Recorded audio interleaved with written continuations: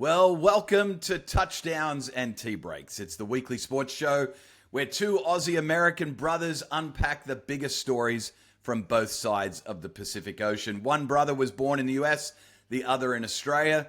Both of us were raised in an American home in Sydney, and both were ultimately shipped off to the United States for high school because of sports. And we've forever been living back and forth between the two countries. We both grew up NBA posters on the walls, State of Origin on the telly, and Denver Bronco games with John Elway being played at ridiculous hours of the morning. We're fluent in both sporting cultures. We dive into everything from NFL drama to NRL chaos, and from NBA storylines to Test cricket epics and everything in between. We've got mixed up accents, we've got a lot of banter, and we're going to break down the weekend that was and what's coming up next. Here's the deal. If you've ever watched an NFL game at 5 a.m. and shouted at an umpire for calling a no ball, if you've ever tried to explain cricket to an American or tried to convince an Aussie that the NFL is actually strategic, then this is the show for you. Two brothers, two nations, one sports obsession. Welcome, ladies and gentlemen, to the very first episode of Touchdowns and Tea Breaks. I'm going to kick things over to my co-host, Tim Perkins, my older brother, who is actually in the United States at the moment. Timbo, how did you wind up being born in America but growing up in Australia? Tell the listeners a little bit of our background. I've spent many an hour, minute, days sometimes explaining that to people due to my accent. I've had people turn around and go, I know he's just told me, but nobody knows. So, but I was born in a small town called Springfield, Missouri, believe it or not. My parents decided that they would move up to a place called Fort Wayne, Indiana.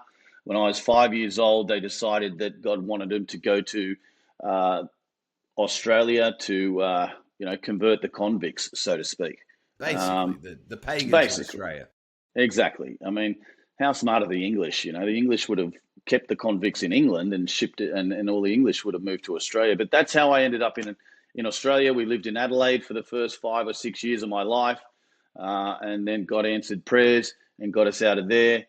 Don't want to upset anybody in South Australia, but we ended up end up living in Sydney. So lived in Sydney for most of my life. Went to high school for a couple of years in Denver, Colorado, where I quickly found out that you cannot follow the Dallas Cowboys or root for the Dallas Cowboys and live in Denver. So I quickly was back in the John Elway era. My grandfather was a very staunch Broncos fan. So really got on the Broncos bandwagon back then and have never got off. So that's pretty much how I got to Australia. That's it, mate. And Timbo, first sport you ever played, AFL, right, down in Adelaide? Well, I mean, everyone kicks you a soccer ball, just to see if you can actually, move your feet. That didn't last too long. I just kept eating the oranges, I guess, that they gave you at halftime. But yes, AFL was the first real sport that I ever played. I played for a team called Central United, which was like a Central Bulldogs, right? Central Bulldogs, yes, Central Bulldogs, Central Districts was the still part of the SAFL. They're still part of the South Australian Football League, mate. Yep, Central Districts. Central Districts. There was some quite prominent players back then, but my allegiance was to Sturt. Sturt. Yeah, Sturt was our team. Mine was to Port Adelaide before they joined the AFL, mate. This is back when they were the Port Adelaide Magpies. They had the black and white strip, but when they joined the AFL, they had to give that up because of obviously Collingwood, the premiers this year. And or last year, I should say. Brisbane won this year. So we once we left, that Modbury, Gawler, Parafield Gardens, Elizabeth area. Right. Once we moved into a place, West Lakes, my next door neighbour was from Victoria, and he followed Collingwood, obviously. So he followed Port Adelaide, and he told me that because I followed Sturt, we were the Double Blues. That meant I had to follow my sister club, Carlton. So that was back in the Rene Kink days. Rene Kink was playing for Collingwood. Bruce Dool was playing for Carlton. There So was that's how guys. you became a Blues supporter, Carlton. That's how I became a Carlton supporter. But yeah, Unbelievable. I played rugby. I mean, I played AFL for about 6 or 7 years. I was a ruckman. I was about 6 foot tall at 10. I'm Okay. now older than 40. It's about as far as we'll go, and I'm still only 6 foot tall. So, Exactly. but I was a ruckman, and that really taught me. It set me up in life because it taught me to be able to catch, run, kick, so that later on in life, when I went to high school in Colorado, I played wide receiver Yep. in American football and was able to just catch anything that they throw at you because in American football, the ball's coming the same direction every time. I mean, how hard can it be, really? Yes, You exactly. know? It's not flipping around like a rugby league ball or an AFL ball that's flipping every so often and bouncing all the different ways.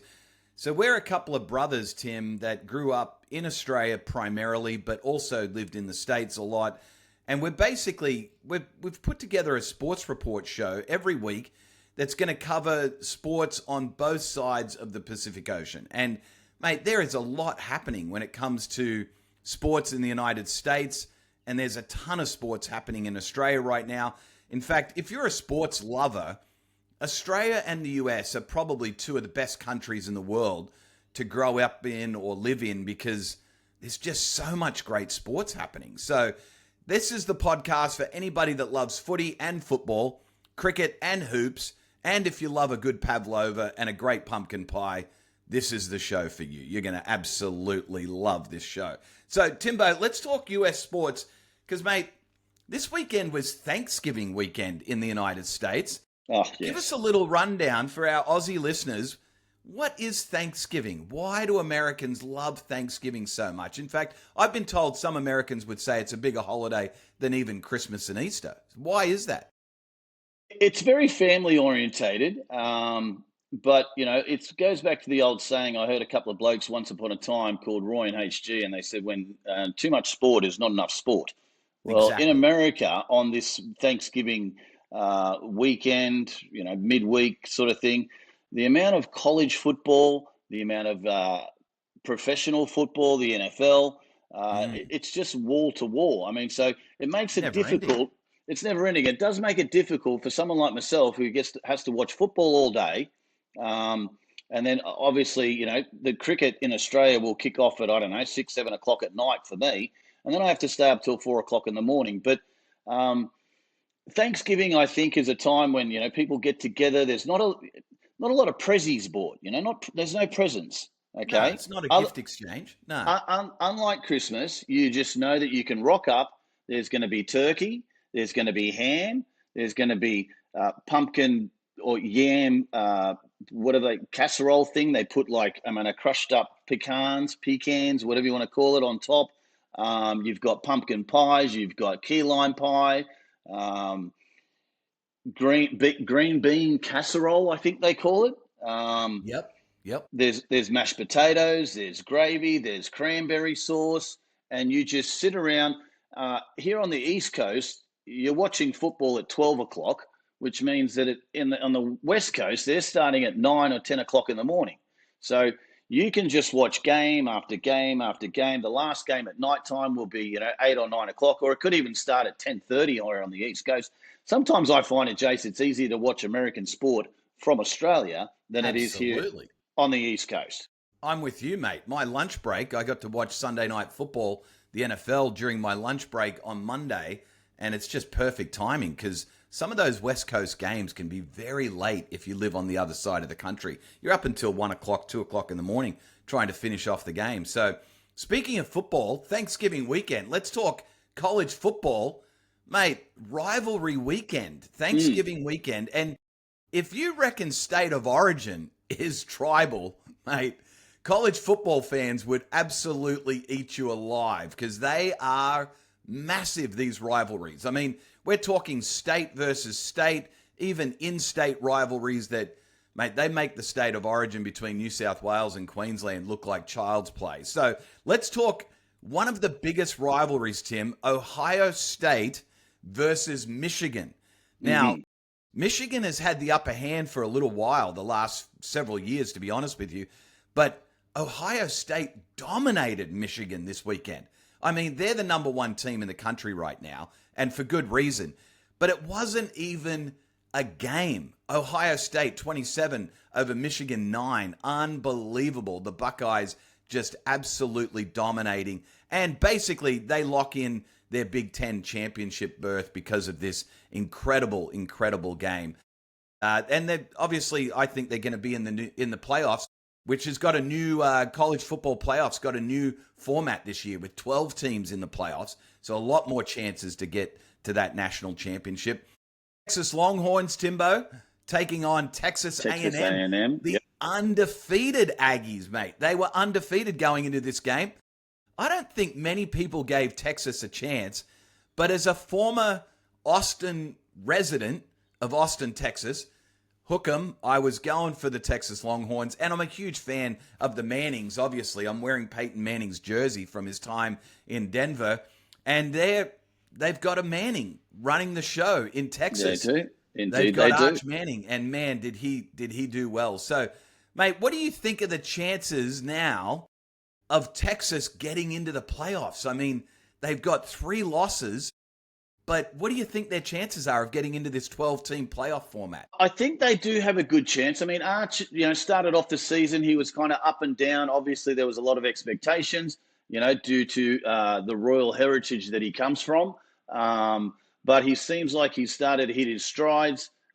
He's starting to look a little bit more calmer in the pocket. But I must say, there's going to be some of our listeners, Jace, who you just kind of overlooked completely.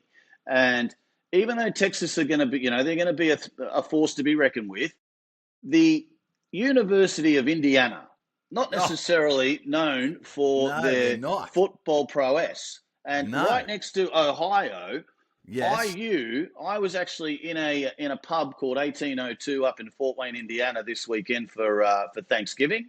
And, mate, that place was rocking. It was so loud. And the Indianians, or the Hoosiers, which is a whole nother story we got into, we'll have to talk about another time, but they are very proud, mate, and they are pushing IU all the way to the playoffs. They're undefeated. They're undefeated, but this brings up a big question, Timbo. It's all about, in my opinion, the college playoffs has got to come down to the 12 best teams. And unfortunately, the records of the teams don't always tell the whole story. Because here's my point. Texas have played 5 games against top 10 ranked college teams in the nation. The most games of any team against top 10 teams. And here's the deal. In those 5 games, they've gone 3-2. So they've beaten 3 of the top 10 teams, and 2 losses, obviously, to Ohio State, which is an out-of-conference game. They didn't have to go and play it, but they started their season by going up to Ohio State. That's a big call for the Longhorns to do that. And then their other loss to another top 10 team as well. They did have that blowout loss to Florida, which I'm like, oh, mate, that's a kind of a shot against you.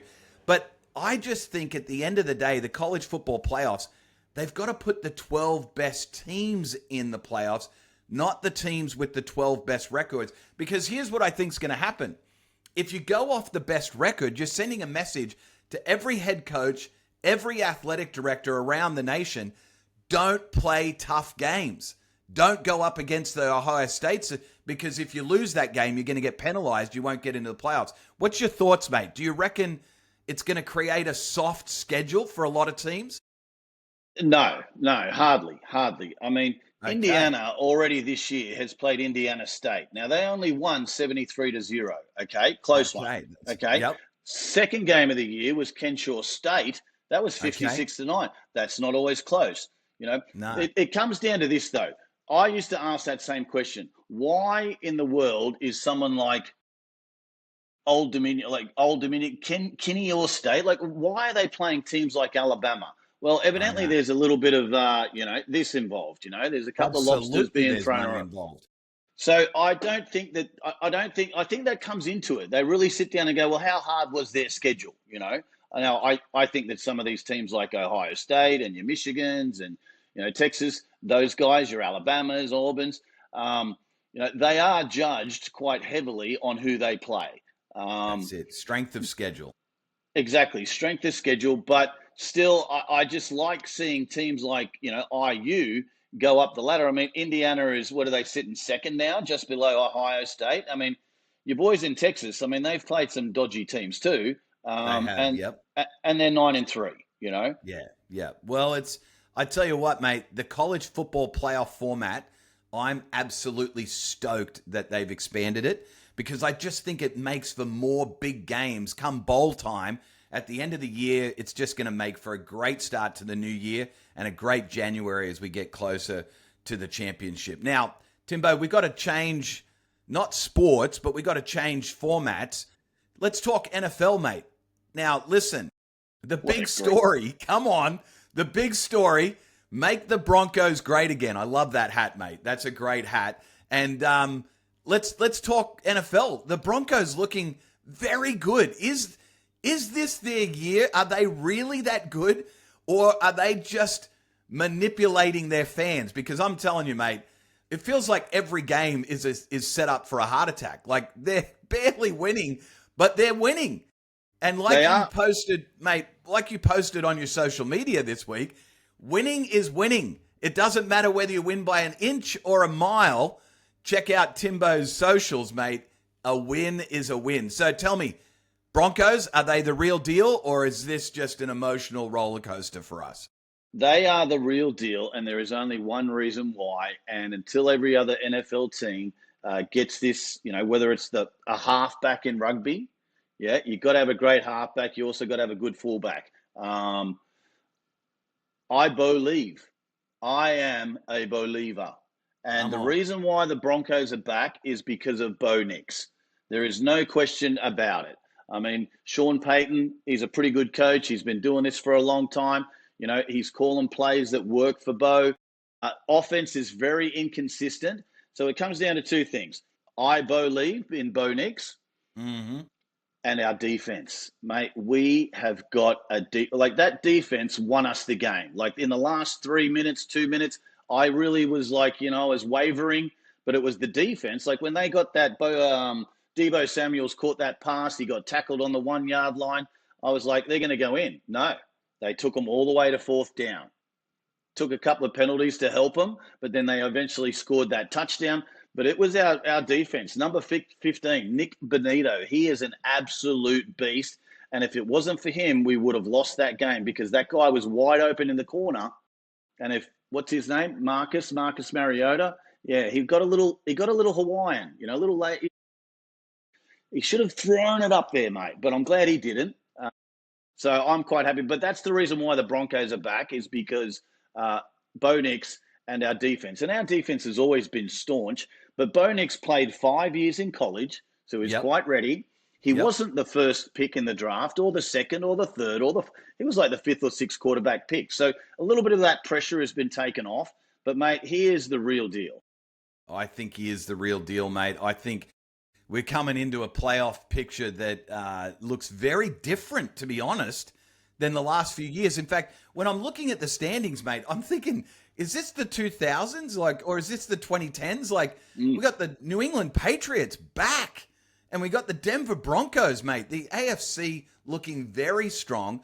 What do you think are the big predictions for the playoffs this year? What do you see in the NFC, Timbo? What do you see in the AFC? Let's talk playoff picture. What do you reckon it's going to come down to? Who's going to be in the playoffs? I think the biggest thing this year is the Kansas City Chiefs are going to be nowhere to be seen. They're out. They're gone. They're history. Gone. Yeah, absolutely. It's done. They're a 13-man team, 14-man team. And if those two blokes in black and white aren't helping them out, then they're nowhere to be seen, You can't touch Patrick Mahomes, Every time he gets knocked down, it's like, oh, geez, it's not soccer, mate. Okay? We're not playing soccer. You can't trip over and call foul. There's no red cards coming out. They should have a Hall of Fame for floppers. That's right. You could be a LeBron. He'd be up there. I know you're easy. Mate, don't go after Bronny, mate. Don't go after LeBron. You could have 100 soccer players in there, but you'd have LeBron. You'd have Patrick Mahomes. You'd have Russell Westbrook. Oh, please. He knows how to draw a foul.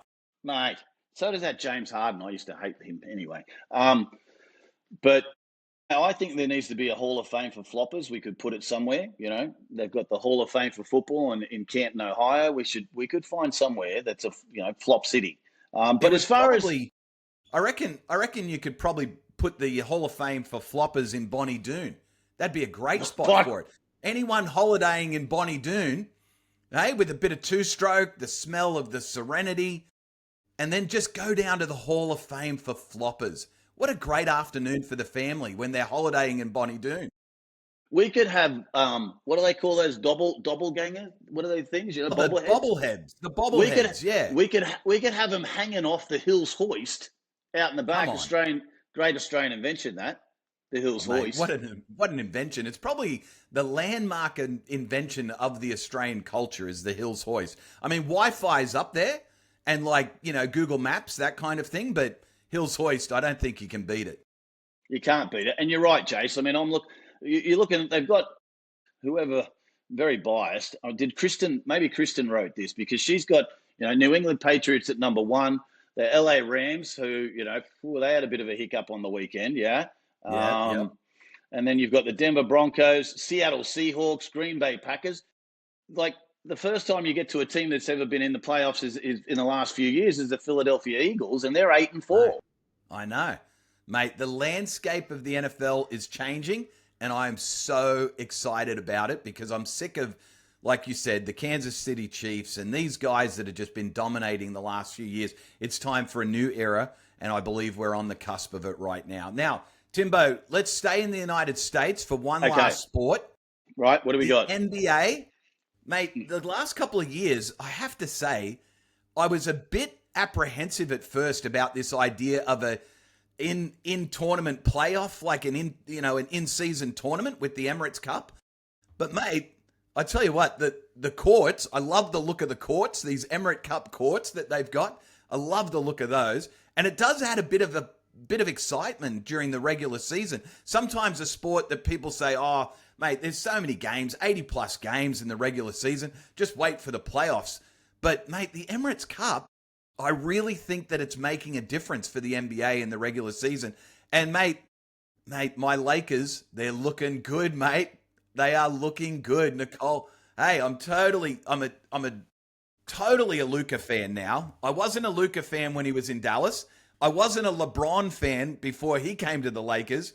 But I have to admit, I've become a Luka fan all of a sudden, and excited for this Emirates Cups in the next round, mate. There's a lot happening. What do you think? It is interesting. It brings a couple of things to mind. It does remind me of like the FA Cup, yeah, in soccer, in football, if you want to call it. The boys over there, right? The FA Cup, right? Once you lose, you're out. Yeah, is that the way? It's the way it's working, isn't it? That's the way it works there. Yep.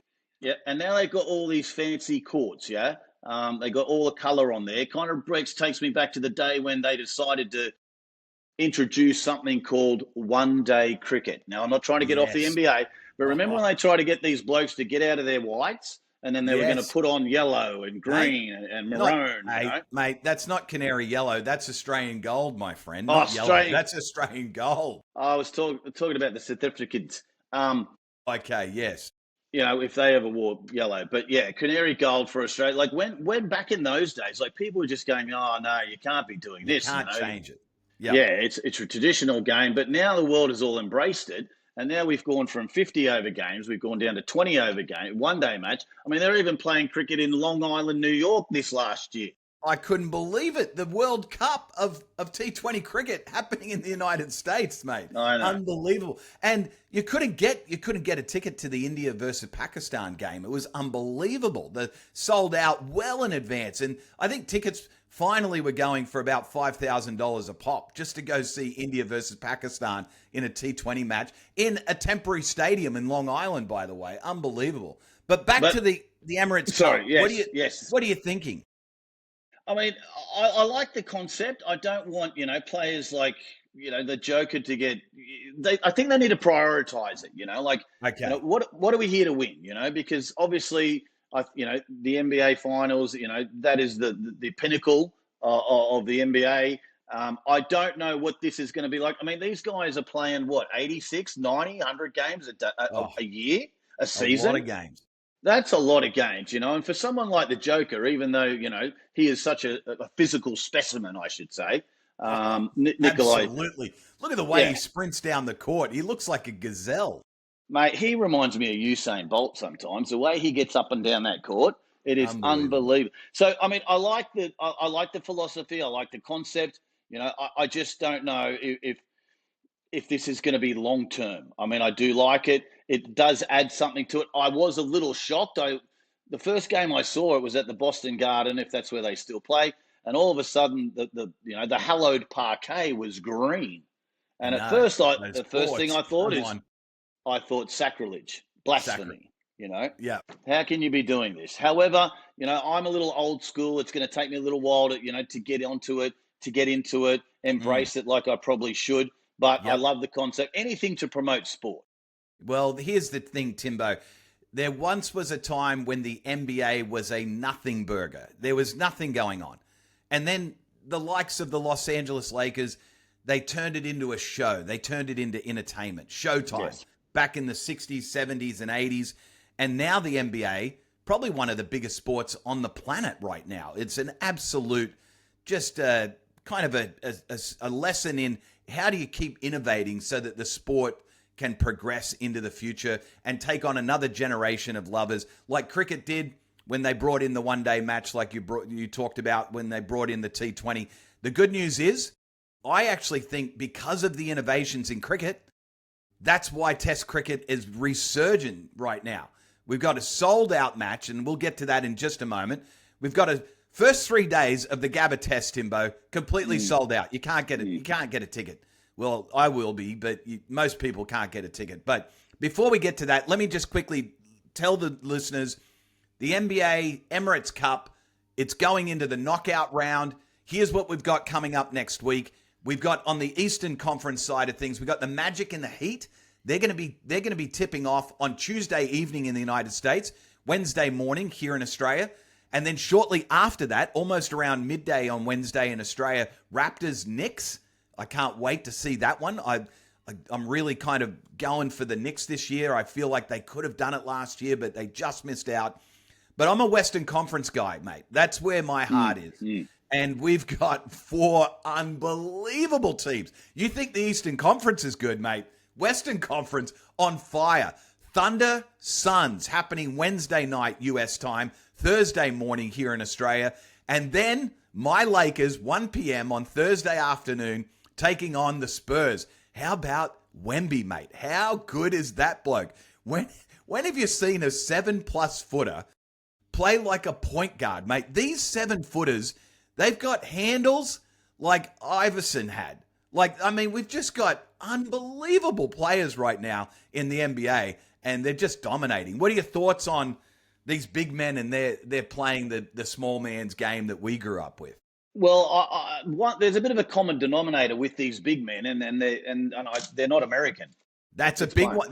That you said something, And Tim, I think all our listeners need to pay attention to. The big men that we are seeing dominate in the NBA, playing like guards, shooting guards, point guards, they're all from overseas, mate. They're all internationals. So why is that, you reckon?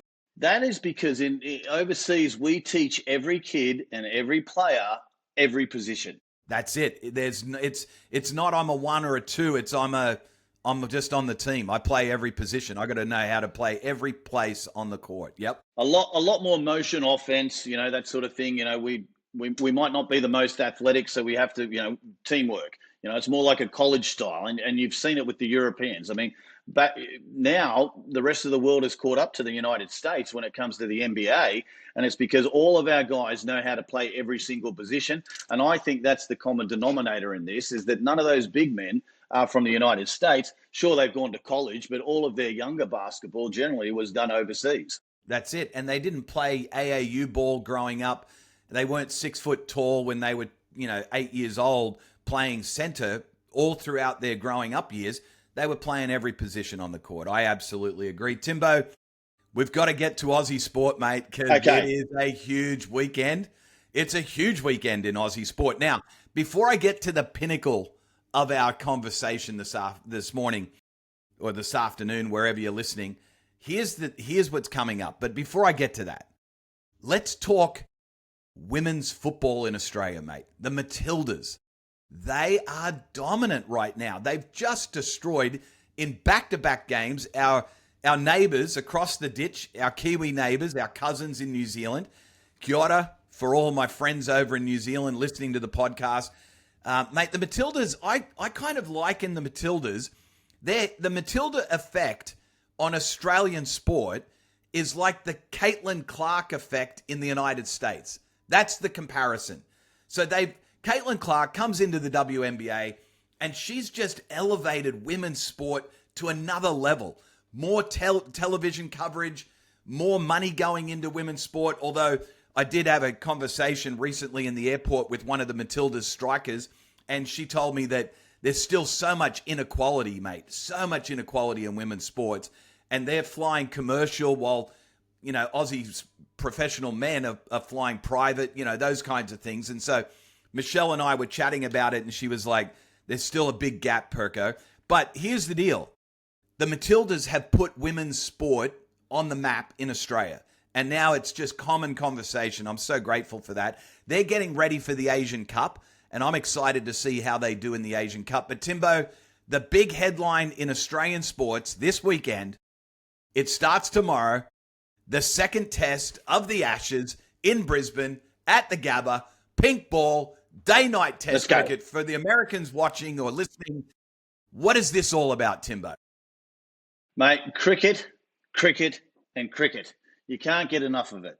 People have asked me many times, Tim, can you explain cricket? And normally I just say, listen, the quickest way I can explain it is that they're going to play for 5 days, and after 5 days, it could still be a draw. So if you want to know more than that, then you can. Now, before we go on, one of the biggest reasons why the Matildas are so good is because of the return of Sammy Kerr. Yeah? She is an inspirational player. Yeah? She's a once in a generation. She lifts the crowd. She gets everybody going. She's the waltzing Matilda. Now, back to the cricket. Come on. Yeah. Now, Timbo, cricket in Australia, mate, it's huge. And the test cricket resurgence is just massive. But most of my American friends, they don't understand. I mean, even Timbo, in the title of our show, we've got touchdowns. Everyone knows what we're talking about with a touchdown. That's when, in the NFL or in American football, they score what we would call in the NRL or in rugby, we'd call it a try. They score a touchdown. But tea breaks, mate. Okay. What other sport on the planet takes a tea break and has a game that goes for 5 days? I mean, it's just so hard for our American friends to understand. Can you unpack it for them, mate? Well, I think back in the day, they were down there at Lord's. They were thinking, okay, we're going to come up with a game. In fact, and I've got something to talk about that on another episode about cricket and baseball. That's a good one. However, I think they were sitting down, they're working out, right, we're going to have to come up with a game. And by the time they worked out this game, and it was okay, we're going to have enough, 11 guys, we're going to have bowlers, 6 balls to an over, we'll do that. We'll start at, say, 10 o'clock in the morning, we'll finish at 6. And then they worked out, well, right, this is going to take 5 days. Well, when are we going to have a break? We've got to sit down. We've got to have a cuppa. Yep. Yeah.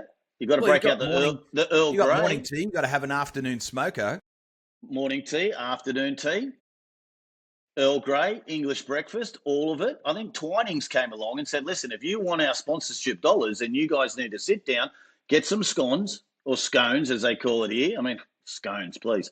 Get some scones. We'll get a cup of tea, some jam. Would you like a bit of bun and a cup of tea? Hey, would you like a couple of lumps of sugar in that, would you? And then I thought, well, we're going to have a couple of breaks. And then they thought, well, if we're going to have morning tea and afternoon tea, we may as well have lunch. Exactly. Let's just stop the game. We're all going to go off. We're going to get some lunch. Gives people an opportunity to go to the bar. Yeah. Get some Gatorade. Yeah. Get some lemonade. Or some Tang, possibly in Australia. Bit of Tang. Come on. Bit of Tang. But I think that's what they did. They thought, listen, do we cut out the tea breaks and make the game shorter, or we just leave it long and chuck in a whole bunch of tea breaks? I think they're onto something. Could you imagine, Timbo?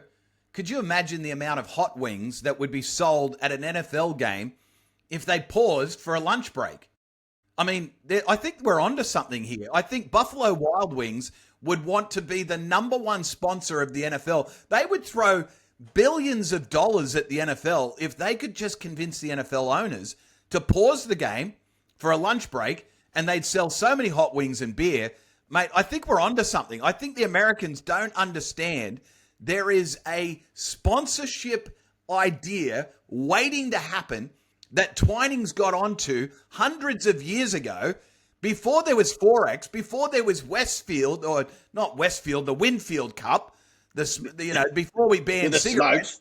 We had the Winfield Cup, we had VB Cup. the Forex, we got the VB, we got all these great sponsors. Twinings was actually the first to think of this, and they created an entire culture around it. Brilliant marketing. It is brilliant. However, the timing is not the best here in the United States, because at the moment you've got this bloke, I don't know, what's his name, Bradley Cooper. They reckon he's on TV or in movies or something like that. He's running around telling people that the whole NFL thing is created so people can keep eating food. Baker Mayfield, the quarterback for the Tampa Bay Buccaneers. Yes. He's always bacon. He's exactly. like putting it it's in. a great name put it in for the the oven. quarterback. Yeah. Yeah, great name, but it's all about food. They're trying to get it. And he's trying to convince everybody that no, it's not about, selling food. But I think it's a great idea. I mean, down here in the South, we could have, sweet tea, unsweet tea. Hey? That would go well with scones. That's a tea break waiting to happen at an SEC football game is what that is. Chick-fil-A sweet tea break. I want to see pies and sausage rolls, mate. Well, let's talk, Timbo. Let's talk about stadium food in Australia versus in America. Now, here's the deal. It's hard to go past a good meat pie at a footy game on a cold winter afternoon at a neighbourhood stadium in the NRL. It's hard to go past it. Yes, you can't go past it. There's nothing better. There is nothing better than biting into a nice hot pie and burning the top of your mouth and your tongue for the next 4 days. Okay? Yep. You can't eat anything after that. All you taste is pie. And these days, they've got fancy pies. We've got, steak and onion. Didn't have that when I was growing up. It was a meat pie. The curry pie, one of my favourites, but that wasn't around when we were kids. Mexican pies. Mexicans don't eat pies. They eat tacos. Why don't we just call it a taco pie? A taco pie does actually sound like a great idea. Now, Timbo, when you are at a basketball game in the US or a football game, what's your go-to food in the stadium in the US? What do you go for? You can't get a meat pie. They're not available. Sausage rolls, they're not there. What are you going for? A hot dog? What are you doing? Yeah, but it's not like any hot dog, here in America, they've got the 3 sizes, small, medium, and massive. Yeah. Okay, so you can't just go and get like a Coney dog. Every stadium, they've got, the hot dog is at least a foot, yeah? It's huge. Absolutely. 12 inches. Yep.